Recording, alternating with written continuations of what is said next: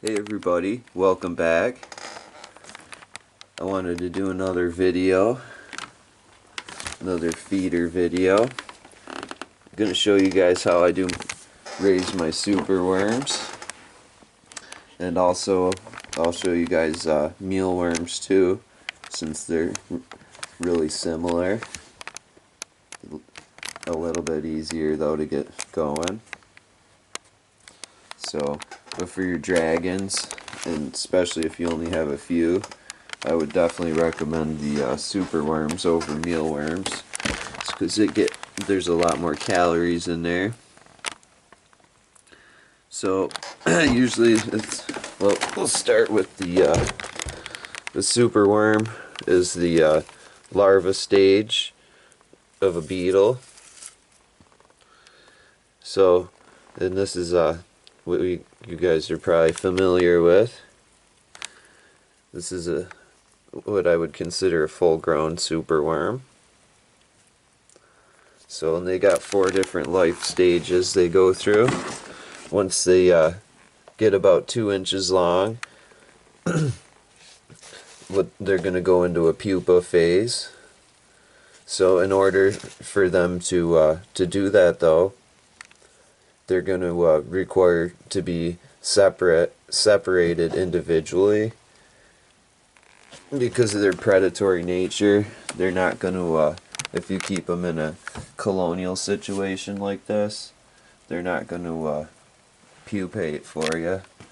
So what I like to do is I use these little medicine vials, and I got a bunch of these at one point. And what I'll do is I just put a bunch of these in a box, and I'll individualize the larva or the grubs, and I'll put one in each container, depending on how many superworms you're looking to breed. You probably want to start off with something like maybe 20 or 50 worms that you individualize out. So, and after you do that, after a couple, depending, it might be a week, it might be a few weeks, the superworm's going to curl up into a C shape, and then they're going to molt one last time, and they're going to turn into these creepy looking things. These are the pupas. It's like something out of a horror movie or something.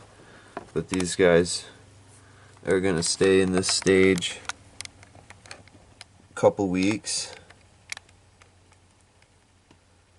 and you'll know that they're getting ready to emerge out, that the beetle's getting ready to emerge out when they'll go a dark color. Right now they're this creamy color. So once they start turning dark, you know that they're going to emerge out. And this is what comes out of them. This is the adult beetle. And I think I got maybe 100 of these guys living in here right now.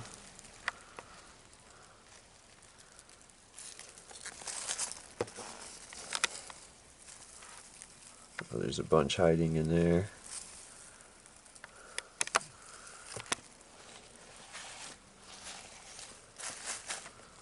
So, alright, to start off, what you're going to want to do is get a tub, fill it with oatmeal. And what I like to do is go up to the local Mennonite place. They sell bulk flours and things like that. I go in and I get the bran, wheat bran or oat bran. I get both of them, and I mix that together, and that's going to form your substrate. So you want to keep it really dry in here, especially because of the grain. If the grain gets too wet, then you're going to have an issue with things called grain mites. So, but as long as you follow these suggestions that I have, it should stay pretty dry for you. Fill your toad up with maybe like 1.5 inches of the oatmeal. or the bran, and then put your worms in there. Then for water, you can provide things like these the gel crystals, which I like to do that. But the superworms are going to knock a lot of the substrate in there, so you have to keep that clean. So you'll have to check on that regularly. The other thing too is you'll see all the green in here. That's all the stems and leaves from the salads, and then uneaten portions of salads that have dried up. And I'll throw that in here also. So superworms, they like vegetation, and they'll eat that stuff right up.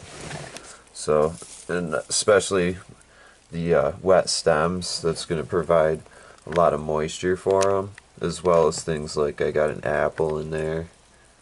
But with the apples, you do want to be careful and check them pretty frequently, because they'll attract things like fruit flies. But what I like to do is put them like this and cut the apple so that the skin is face up, and then I put the flesh right into the oats like that, and it kind of keeps the fruit flies down. Once in a while I'll see a few, but I do like to take the apples out after a couple days if they haven't been eaten. So this is just the basic superworm setup, and this works pretty much for superworms of any size. So what I like to do is set up this, but on a mini scale, in one of these smaller totes, and then I put all the adults in there after they've gone through the pupa stage and emerged out. I put them in here, and I like to change out the greens pretty regularly just to keep, that's how I'm keeping the moisture in here. I don't use the water gel on these ones, just because when the crystals dry up, with the little babies, it's hard to separate crystals out when with the superworms being so small. On the bigger scale, it doesn't matter as much, because on here, this is just for the adult size, so it's easy to pick those big guys up and not mistakenly get a water gel crystal that you feed to the animal or something. So in here I got some yellow squash that's also providing the moisture, and they really like that. They actually hollowed it out pretty good there, doing quite a number on it. So, and when they're happy in there, they're laying eggs and breeding. And an adult female, I think, can lay 500 eggs or so over its life. So if I estimated that was a half and half ratio, males to females, and just estimated there to be maybe 50 females in there, then some of them are buried right in too. Then that would be quite a few eggs over the life of this.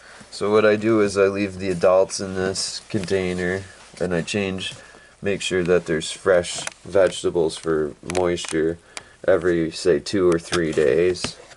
And I'll leave the adults in there for about 2, maybe 3 weeks. And it depends on how many eggs you're looking to get. I'm looking to get a lot for my babies there, because I got a lot of dragons to feed. So this is quite a few adults to have, and but you probably, what I like to do really is I'll look under the napkin and I'll see when the babies start hatching, and when I can see a lot of babies in there hatching out, then I'll know. Oh,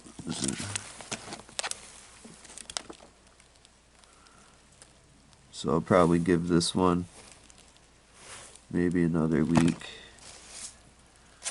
The babies usually like to hang out where the plant material is for the moisture. Oh, there's a big one. So I'm not seeing too much for babies right in here yet. Oh wait, maybe on this side. Yeah, there's some babies on this side. You see movement anyway. Well, regardless, it is a little tricky to get them to start breeding for you and laying eggs. Took me a while to figure it out. What I like to do though is, here, I'll put this here for now. I'll show you what I do. Take a wet material there, plant material, and I'll put that in. And then I like these napkins in with the adults and with the other setups too, because it kind of keeps the moisture down. It keeps the fruit flies away and stuff. So you can see that the beetles chew on it, but the females also lay their eggs in it.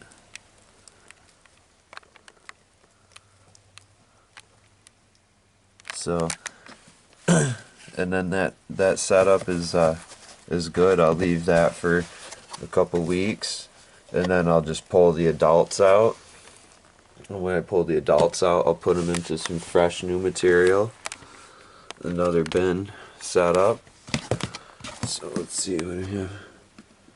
So this is my second batch of superworms babies. I've already pretty much gone through the first batch, but this one, these babies are pretty good size in here. Let's see if I can find some.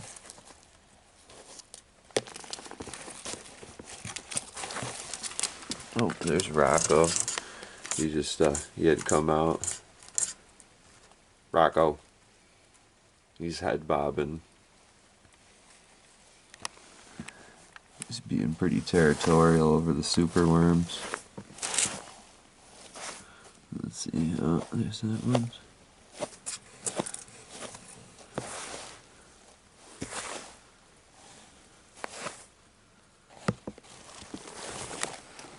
There we go.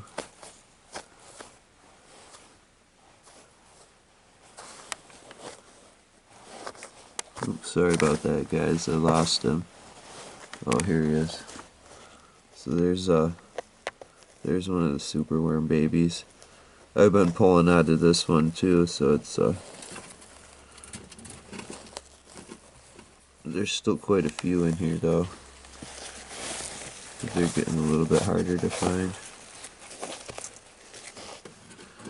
So usually you can get them to coalesce around one spot if you put a piece of wet vegetation down, like a carrot or this apple. I had kind of went through and checked these out though earlier, so I had kind of disturbed everything. Push the babies around. Oh, here we go. This pile of them in here. Oh.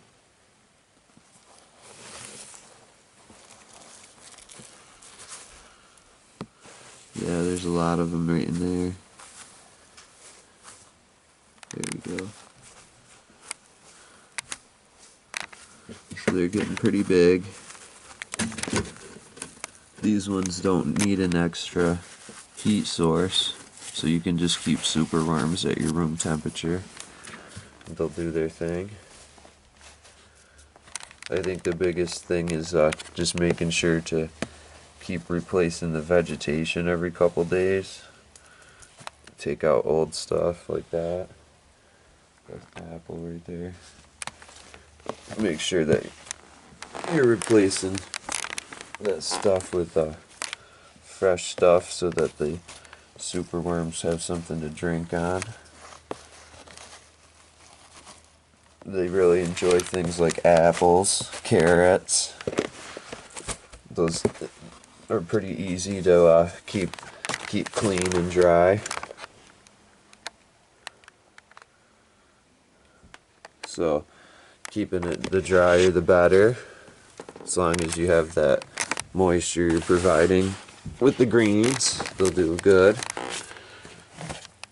So I got my this is my third batch in here. These things are pretty handy for when you're doing something like this, where you could have each stage going. But if you're doing it on a real big scale, then this thing is kind of small, but it works really good. You got just 3 pupa in there right now, but pretty soon I'll probably get ready for another round of adults. The adults live a long time though, so I'm hoping that these guys are going to keep producing for a while. So, but in here we got, see if there's anything by that apple. This is the third batch. Oh, there's one. Right here. So they're still pretty small in there. But a couple more weeks. Maybe even 1 week if I put a lot of apple in there. This one's loaded up though. I know there's a lot in here.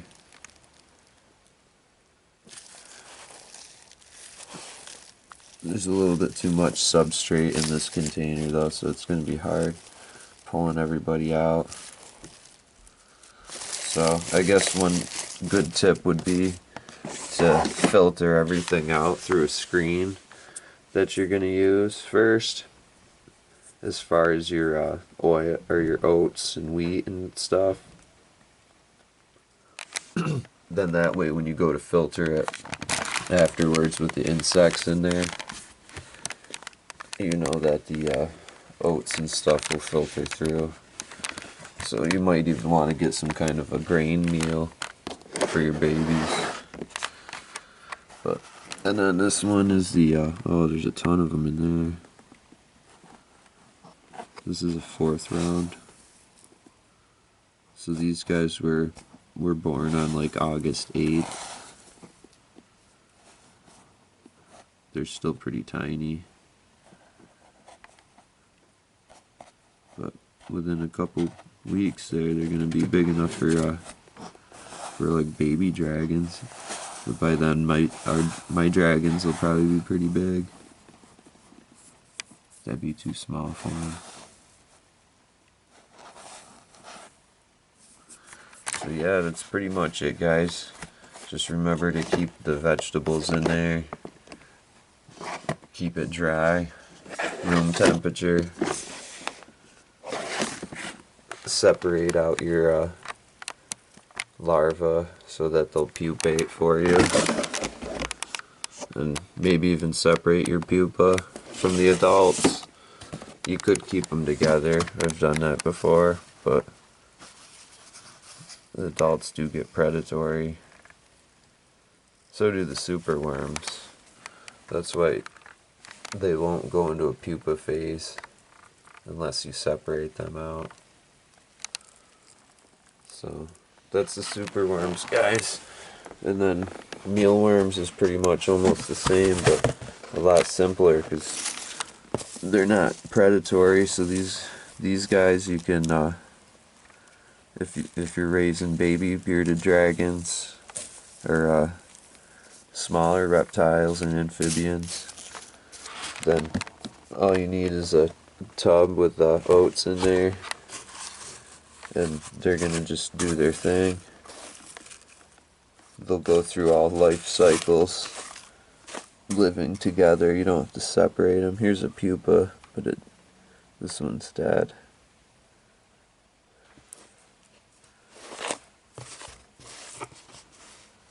There's an adult. Oops, I lost them. There you go. Adult darkling beetle. Oh, I keep losing them. So, but yeah, these guys are have pretty much already served their purpose for me, because now all my dragons are too big to be eating mealworms. but it never hurts to have a colony on hand because they're just so easy. Every once in a while I'll throw some green stems in there. This colony right here is just full. There's thousands of mealworms in here. So, or if I ever run real low on superworms and dubia roaches and hornworms, then I have a backup. So they're just too easy not to have. So yeah, that's it. Superworms, mealworms. Thanks everybody for watching. Rocco's all worked up back there.